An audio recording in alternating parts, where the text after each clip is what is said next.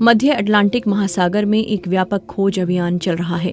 खोजी दल उस पनडुब्बी को तलाश रहे हैं जो पर्यटकों को लेकर दुनिया के सबसे चर्चित जहाजों में से एक टाइटैनिक के मलबे को देखने निकली थी। रविवार को डुबकी लगाने के बाद इस पनडुब्बी से संपर्क टूट गया था और तब से ही इसे खोजने की कोशिश की जा रही है। यूएस कोस्ट गार्ड के मुताबिक डुबकी लगाने के 1 घंटा 45 मिनट के बाद इस पनडुब्बी से संपर्क टूट गया था। टूर कंपनी ओशियन गेट की इस छोटी पनडुब्बी में 5 लोग सवार थे। कंपनी का कहना है कि पनडुब्बी की खोज के लिए हर विकल्प का इस्तेमाल किया जा रहा है।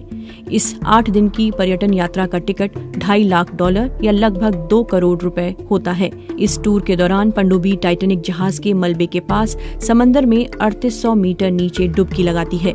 अधिकारियों के मुताबिक सरकारी एजेंसियां, अमेरिका और कनाडा की नौसेनाएं और व्यावसायिक रूप से समंदर की गहराई में जाने वाली कंपनियां इस खोज अभियान में जुटी हुई हैं।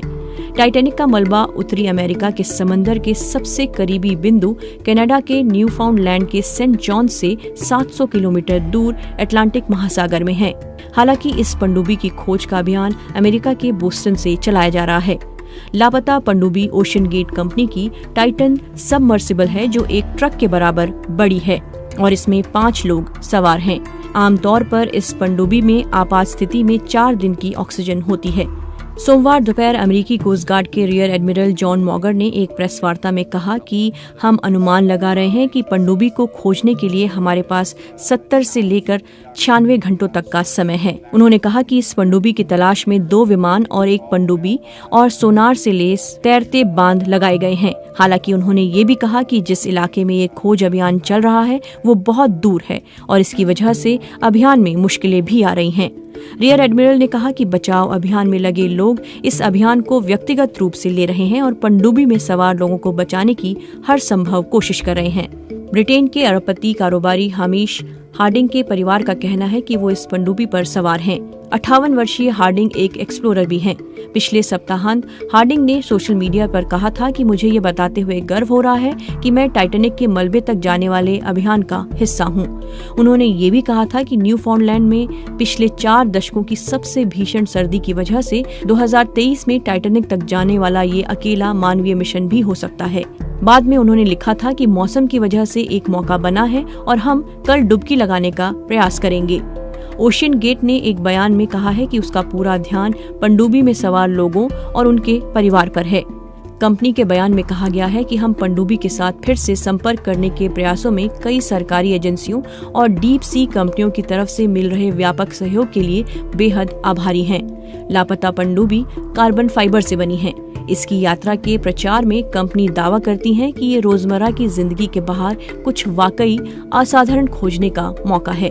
कंपनी की वेबसाइट के मुताबिक एक अभियान जारी है और जून 2024 के लिए 2 और अभियान तय हैं। आमतौर पर इस पनडुब्बी में एक पायलट, 3 पर्यटक और कंपनी की भाषा में कंटेंट एक्सपर्ट सवार होते हैं।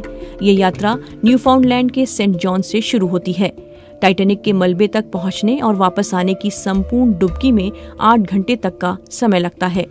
ओशियन गेट की वेबसाइट के मुताबिक उसके पास 3 पनडुब्बियां हैं, लेकिन सिर्फ टाइटन ही टाइटैनिक के मलबे तक पहुंचने में सक्षम है। ये पनडुब्बी 10,432 किलो वजन की है और कंपनी की वेबसाइट के मुताबिक ये 13,100 फीट की गहराई तक पहुंच सकती है। इस पनडुब्बी में 5 यात्रियों के लिए 96 घंटे की जीवन रक्षक ऑक्सीजन होती है। ओशियन गेट के मालिक ने बीबीसी को बताया कि पोलर प्रिंस नाम का एक जहाज भी इस अभियान का हिस्सा है।